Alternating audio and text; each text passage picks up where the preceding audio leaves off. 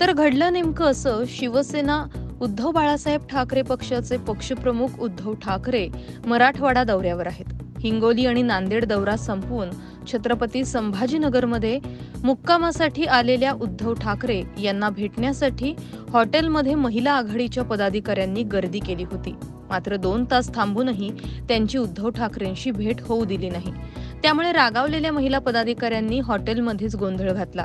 पक्षाच्या कामासाठी निवडणुकीत मतदानासाठी महिला लागतात, मात्र पक्षप्रमुखांची भेट घ्यायची असते तेव्हा मात्र आम्हाला डावललं जातं, असा आरोप महिला आघाडीच्या पदाधिकाऱ्यांनी केला.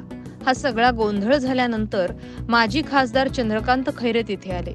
यावेळी महिलांनी त्यांच्यासमोर आपले गाऱ्हाणे मांडले, पण ते महिला पदाधिकाऱ्यांवरच भडकल्याचं दिसून आलं.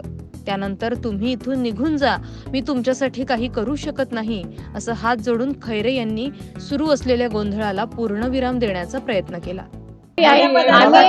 कधीही गर्दी करत नाही, आजपर्यंत गर्दी करत नाही.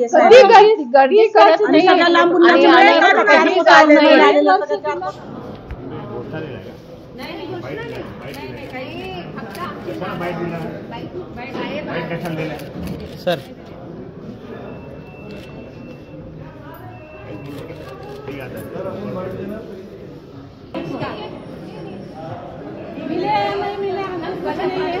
हम पार्टी का काम मराठी बोलो, मराठी। हमको साथ मिलता नहीं है, लेकिन काम हम करेंगे। बाळा साहब ठाकरे को देखकर हम काम करने वाले हैं।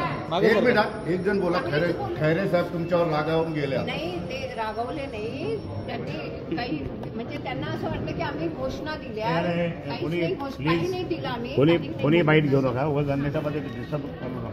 सर काय उपयोग करता तुम्ही महिलांना समजावा, तुमच्या कार्यकर्त्यांना बोला तुम्ही जे घडते सर प्लीज. ठीक आहे, मी हात जोडतो.